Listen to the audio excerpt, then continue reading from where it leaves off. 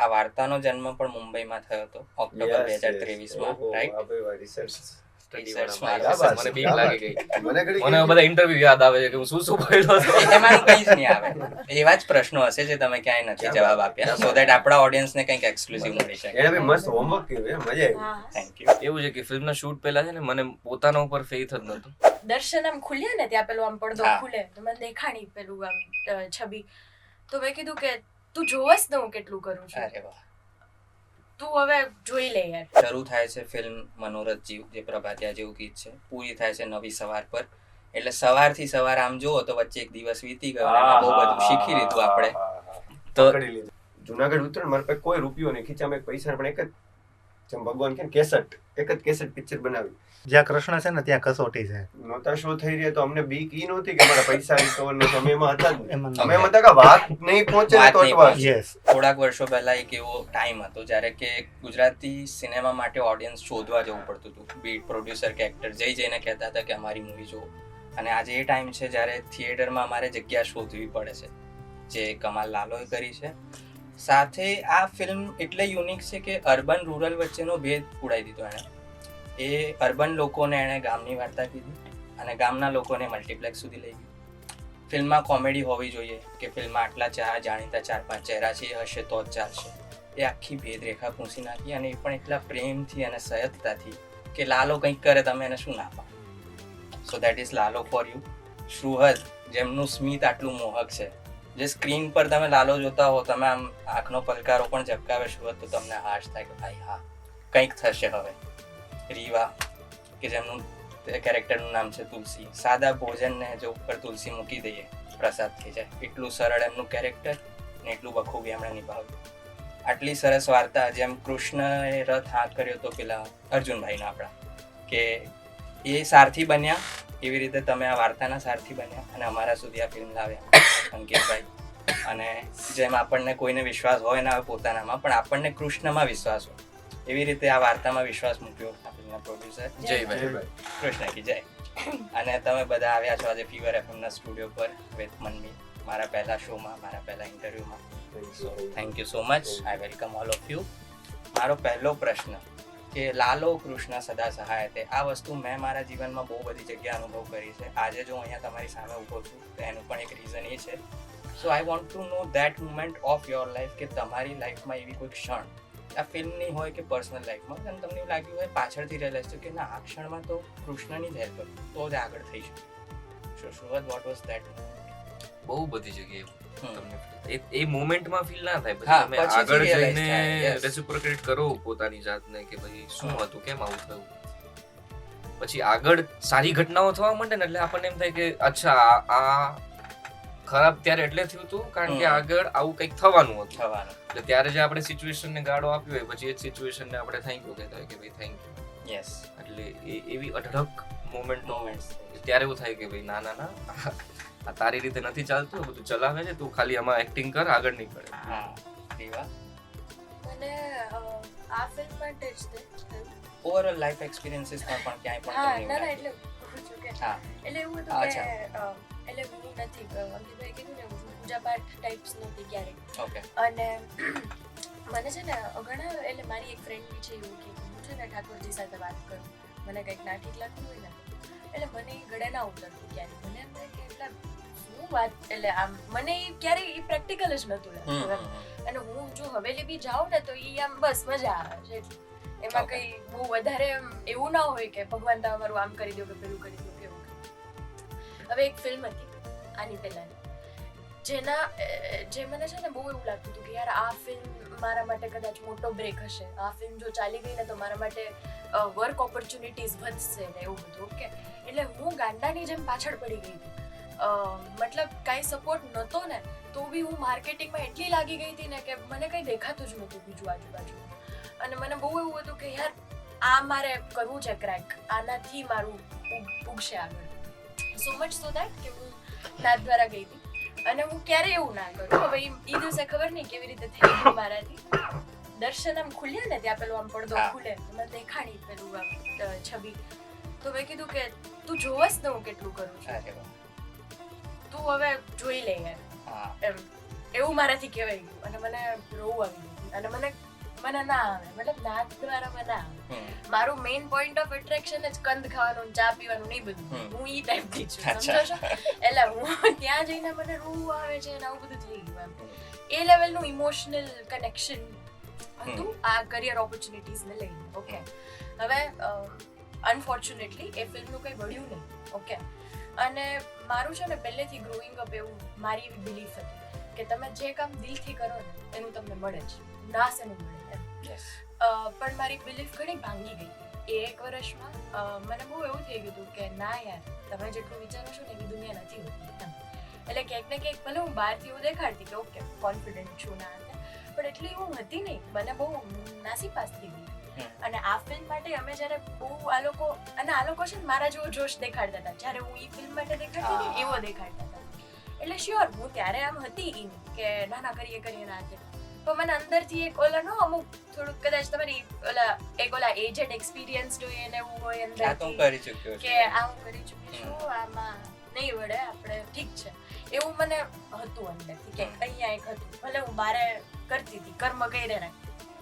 એટલે મારા માટે આ ફિલ્મ આ લેવલ પર અત્યારે બ્લાસ્ટ થવી કે આટલો હાઈપ મળવો ને ઈ, એટલે મને છે ને એવું થયું કે યાર તું બેઠો છો કારણ કે તે ત્યારે ના દેખાડ્યું ને અત્યારે મને દેખાડ્યું. એ પણ કે લાલો ઈ વખતે ફિલ્મ કર્યું તું ઈ નતું ઓકે તો તે અત્યારે દેખાડ્યું. તો મને ઈ મારા માટે મને છે ને હવે મને થઈ ગયેલું કે કૃષ્ણ સદા સાથે અને દિલથી કરેલી વસ્તુ ના જ જાય વેસ્ટ એમ. સો યા. અંકિતભાઈ તમારી મારે તો આખી જિંદગી કૃષ્ણ સદા સહાય કરી. ત્યારે ભગવાનનું નામ અલગ હતું, ત્યારે કંઈક બીજા દોસ્તારો હોય કે કંઈ બી હોય, પણ મને સતત એવું થતું કે યાર મારી હારે કોક છે એ સમજાતું નહીં. પણ તઈ કેવું કે એમ કીધું એમ કે હું જ છું કોણ હે ભાઈ, નથી ગયું એટીટ્યુડ એવો બનાવતા જ ત્યારે હું બનાવું, હું કરું, મારાથી જ થાય. હું જ્યારે જયભાઈને ખબર છે, હું જ્યારે જુનાગઢ ઉતરે મારા પાસે કોઈ રૂપિયો નહીં, ખીચામાં એક પૈસા પણ એક જ ભગવાન કે એક જ કેસેટ પિક્ચર બનાવ્યું ઉતરણ મારે એક આંખ ને એક આંખ આવી ગયો. હું મને મોટિવેટ કરતો હતો કે કાંઈ વાંધો નહીં, આપણે તો પિક્ચર એક આંખે આમ જ જોવાની હોય ને, એક આંખ ચાલુ છે. એટલે આ સતત મોટિવેશન હું મને આપતો હતો કે ઇટ્સ ઓકે ના, એક આંખ તો છે ને આપણે આમ શૂટ કરવાની. એટલે તું ઈ છે ને, હું મગજને કહેતો હવે તું છે ને આ કમ્પ્લેન મન ન કર કે તારી આંખ આવી ગઈ, આગળ વધ, બીજું શું છે. તો ત્યારે મને એમ થાય કે એ જે વિચારે ને એ જ મને કૃષ્ણ સદા સહાય કે મને અંદરથી એક પુશ કરતો હતો કે હું હેલા ભાઈ પેલો ખરાબ પિક્ચર મને ખબર કે હું જ છું કે છોડને કરતા હોઈ જાય ને મૂકને હું પિક્ચર બનાવી હાલે છે બધું આવી હું કરી લેવાનું પિક્ચર મને અંદરથી નહીં ફિલ્મ બનાવવાની. અને મને એમ થાય કે સતત કૃષ્ણ જ મને ક્યાંક ને ક્યાંક અંદરથી ગાઈડ કરતો હોય. પણ એમણે જે કીધું કે પરચા બતાવી, એટલે હું એવું નહીં કે અમને ખબર હતી કે અમે કંઈક કહેવાય કંઈક કરશું, કંઈક બનાવશું, કંઈક થશે, પણ એવું નથી ખબર કે આટલી જલ્દી આટલું બધું થશે. હતું કે નહીં પિક્ચર સારી બની છે, થશે, લોકો સુધી પહોંચશે, બહુ બધા ડ્રાફ્ટ બનાવ્યા. તેમ થતું ઘણા અમે કેવું થતું બધે બેઠા હોય ને એટલે દર અઠવાડિયે અમારું રિચેક થાય ફિલ્મ બેઠા હોય એટલે જ્યારે ફિલ્મ બતાવે વડાવ ભાઈ ફાટ નાખો ભાઈ, આપણે નથી કહેવાનું, લોકોને બોલવાનું, આપણે એ નથી કરવાનું, આપણે ભૂલ હોય એ વાત કરવાની. તો કે નાના યાર કે ખબર જ નથી પડતી કરી જઈએ અંદર, ભૂલ જ નથી પકડાતી, જેમ તમે કીધું ને પકડાતી જ નથી. એટલે ક્યાંક ને ક્યાંક એવું થતું કે કૃષ્ણ સદા સહાય છે, કૃષ્ણ સદા સતત એવું મને એવું પર્સનલી બિલીવ થયું. પણ આ તો હવે મેં નામ આપ્યું કે અચ્છા આનું નામ શરૂઆત હતું, અને શરૂઆત હતો જ પણ મને નામ નહોતું આપ્યું. તો ભગવાને કીધું કે મારું નામ લે હું છું આવું. જયભાઈ તમારી લાઈફમાં મારું પહેલેથી એવું માનવું છે કે જ્યાં કૃષ્ણ છે ને ત્યાં કસોટી છે. એટલે જે કોઈ પણ કામમાં એવું લાગે કે આ વધારે મહેનત માંગી લે એવું કામ છે, એનું રિઝલ્ટ વધારે સારું મળશે, એ રીતે જ આખી થોટ પ્રોસેસથી હું ચાલુ છું. સેમ આ ફિલ્મમાં એવું અમારે થયું કે શૂટથી લઈ અને રિલીઝ સુધી અને આફ્ટર રિલીઝ પણ અમારામાં સ્ટ્રગલ બહુ વધારે રહી છે બધી વસ્તુમાં. એટલે ત્યારે અમારે જ્યારે ઇન્ટરનલ ડિસ્કસ થતું હોય ને ત્યારે એ એક થોટ આવતો કે ભાઈ એટલી મહેનત ભગવાન કરાવે છે તો એનું ફળ કંઈક સારું મળવાનું છે, અને લોકોનો જે પ્રેમ અત્યારે મળે છે, જે રિસ્પોન્સ મળે છે એ એનું જ ફળ કદાચ છે. અંકિતભાઈ હવે તમને સવાલ છે મારો નેક્સ્ટ. કરણ અહીંયા નથી, બટ કરણનું મોસાળ એક સુરેન્દ્રનગર અને એક મુંબઈ. સો કૃષ્ણનો જન્મ મોસાળમાં થયો હતો, આ વાર્તાનો જન્મ પણ મુંબઈમાં થયો હતો ઓક્ટોબર 2023માં, રાઈટ? સ્ટડી Research વાળા માં મને બીક લાગી ગઈ. મને ઘડી મને બધા ઇન્ટરવ્યુ યાદ આવે છે કે હું શું શું બોલ્યો હતો. એમાં કંઈ જ નહીં આવે, એમાંથી કંઈક અલગ જ નીકાળીશ. અરે એમ નહીં, આ તો અચાનક થી આવશે કંઈક. નહીં એવા જ પ્રશ્નો હશે જે તમે ક્યાંય નથી જવાબ આપ્યા, સો દેટ આપણા ઓડિયન્સને કંઈક એક્સક્લુઝિવ મળી શકે. એને બી મસ્ત હોમવર્ક કર્યું, મજા આવી. હા. Thank you. Thank you. So October 2023 થી ઓક્ટોબર 2025, 10 ઓક્ટોબરે રિલીઝ થઈ ફિલ્મ. 2 વર્ષની જર્ની તમે 2 કલાકમાં તો સમાવી છે, પણ હવે 2 મિનિટમાં અમારા માટે સમાવી આપો કે એ જર્ની તમારા માટે કેવી હતી ને સમપ જો તમે કરી શકો એના થોડાક શબ્દોમાં. એટલે બહુ એવું હતું કે ફિલ્મ બનાવી છે, અમે 3-4 વર્ષથી એક ફિલ્મ બનાવતા હતા. એમાં ભગવાનના વાળ એટલે લાંબા હતા કે બીજું એક character હતું. પછી હું ને કરણ એક ફ્રેન્ડ નો ફોન આવ્યો કે આવી રીતે મામી ફેસ્ટિવલ છે, જઈએ, બધી બહુ બધી ફિલ્મો આવે છે જોવાની. હાલને તો અમે નવરાજી આટા મારીએ. એટલે હતું સતત ફાઇન્ડ કરતા હતા કે શું કરું શું નહીં સમજાતું ગયા. રોજની 4-4 પિક્ચર જોયું. એટલે હું પિક્ચર જોઉં તો મને એમ થાય યાર આમાં તો કાંઈ નથી, આ તો આપણાથી થાય, આમાં શું છે. અને પછી એક દિવસ હલી ગયો કે યાર આપણે જોવા વાળા થોડા આપણે બનાવવા વાળા. હું પણ સતત અંદરથી મારી પ્રોસેસ મારી યારે જ એમ કે કૃષ્ણ કહે કે બનાવવાની છે, જોવાની થોડી છે એમ. એનું કરણને કહું, કરણ એક કામ કરીએ. બહુ સિમ્પલ થોટ હતો કે એક માણસ અંદર સલવાઈ જાય અને કેમેરો આ કેમ આ છે અને આપણે વાત બસ આવી રીતે મારે ફિલ્મ બનાવી છે. અને કરણને મેં કીધું તું જ હીરો, કારણ કે આ ભાઈ નો હાલે રિક્ષા ડ્રાઈવર ને એવું બધું એક થોડું એને કેમ ના પાડવી કે કઈ રીતે ના પાડી. મેં તો ઈ જોશો વાળે ધીમે કરીને ના તો કેમ પાડ્યું કે તો વાળ કપાવી. પછી મેં તો ધીમે કરીને કીધું મેં તો કદાચ થઈ જાય. હું કરણ સતત ચર્ચામાં કે આવું કરીએ ને આવું કરીએ. પછી મુંબઈમાં અમે બેઠા. ભગવાન આવે તો કેમ આપણે કેમ અત્યારે હલવાના છીએ, આપણે નથી ખબર એમાં અચાનક ભગવાન આવ્યા તો આપણે સવારે ડિસ્કસ કરીએ. સવારે હું જેવો જાગ્યો ને એટલે મને સીધું એક જ માઇન્ડમાં આવે ભાઈ આ ખબર પડી ગઈ. થોટ એક જ છે કે આવે. અને મેં કરણને વાત કરી, કારણ કે હા યાર મને લાગે આવે આ તેમાં બધી ડિસ્કશન છે. વિકી જોશી કરીને છે જેમાં ક્રિએટિવ ડિરેક્ટર છે, કરણના ભાઈ છે. તમારી વાત થઈ કે હા આવે. આને કીધું કે પ્રભુ આવી જાવ કે કૃષ્ણ આવી ગયા. એક મિનિટ કૃષ્ણ સીધું કૃષ્ણ કરવાનું છે ક્યાંથી આવ્યું? મેં તો એ થઈ ગયું લાંબા વાળ છે ને એટલે હવે કૃષ્ણ કરવાનું. બહુ આવું રેન્ડમ એટલે ત્યારે આપણે થાય કે ઓકે તમે કઈ નથી કરતા, ઓલાય કરાવડે એવું. પહેલેથી જોડે તમે કૃષ્ણ આપ્યો તો તમે એટલી ઓલું કરત ને ભાઈ કૃષ્ણ કરું છું આમ કરશું ને આમ કરશું. નહીં, રેન્ડમ કે હું આવી જઈશ, હું અંદર જ આવી જઈશ.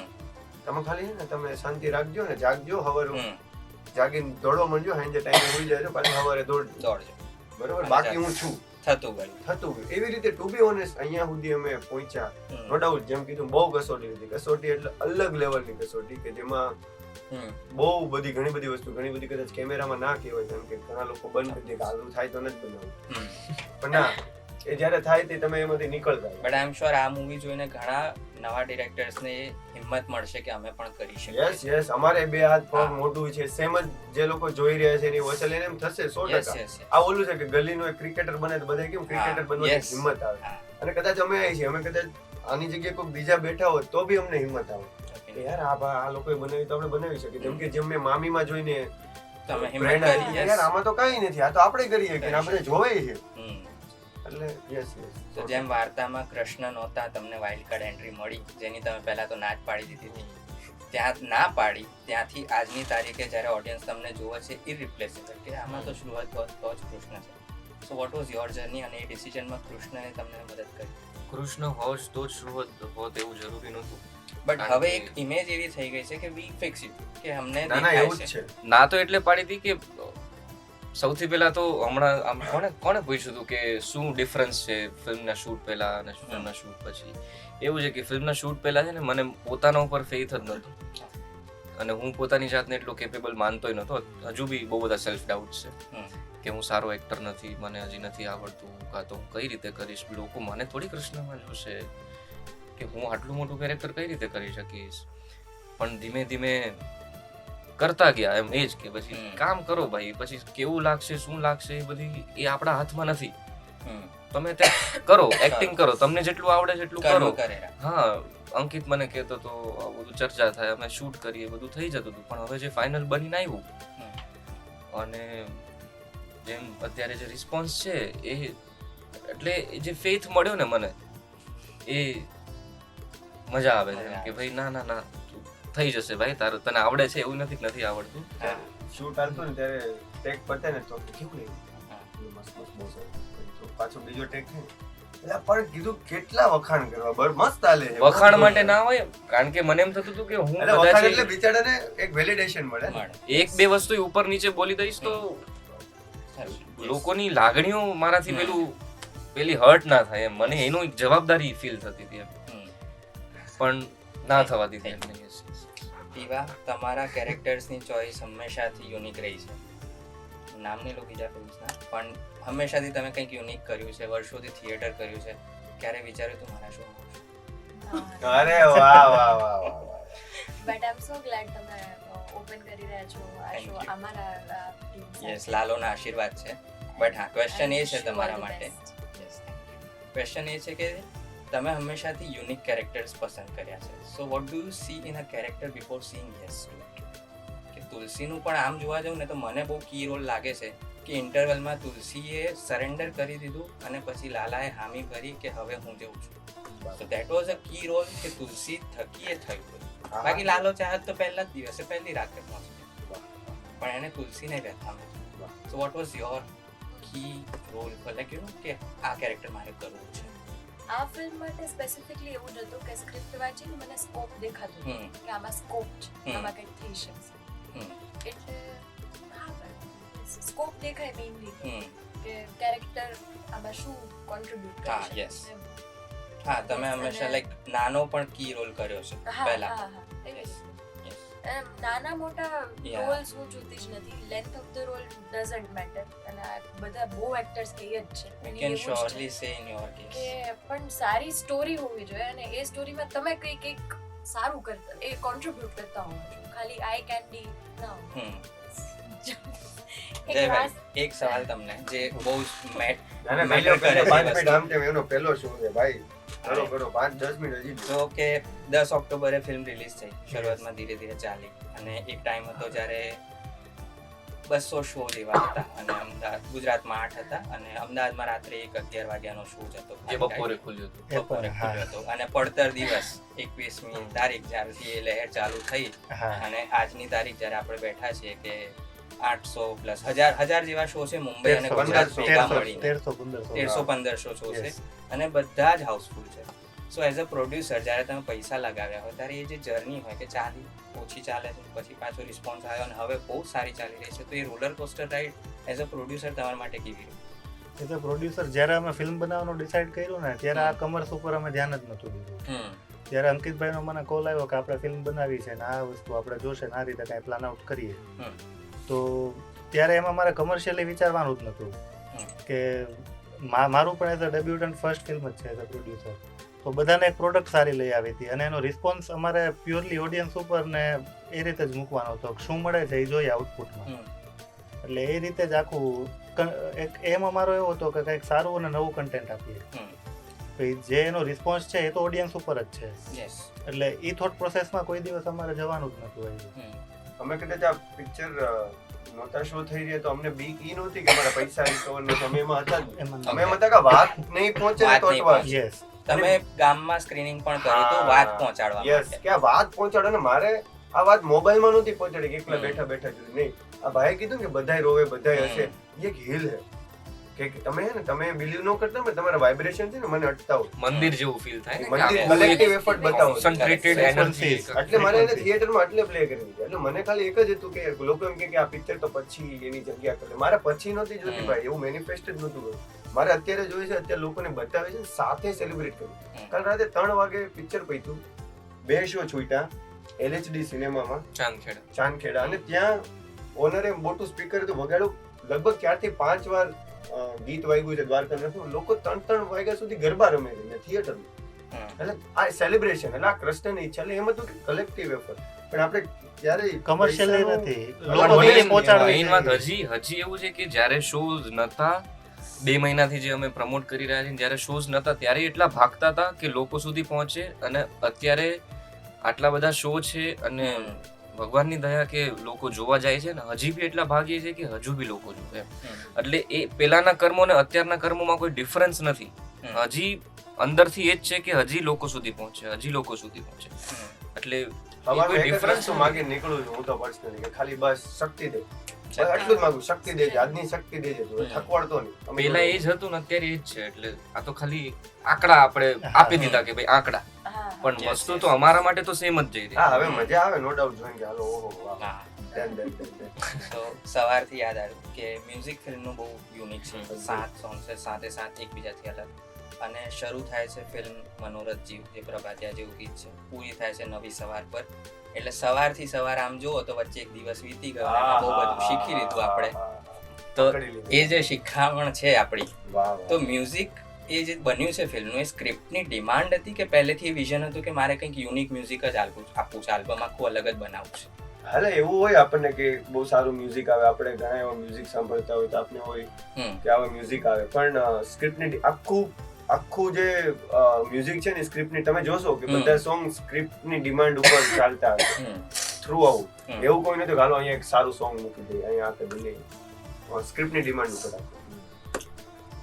Done, thank you so much. જય દ્વારકાધીશ. જય દ્વારકાધીશ. મને એવું લાગે છે કે મને ખરેખર લાલુના આશીર્વાદ મળી ગયા છે. અરે તમારી ફિલ્મ સક્સેસફુલ ચાલી રહી છે. આઈ વિશ મારો શો પણ એટલો જ હિટ રહે. Super duper hit. તમે અહીંયા જ મૂકી દીધું હોય પિક્ચર. અહીંયા જ છે.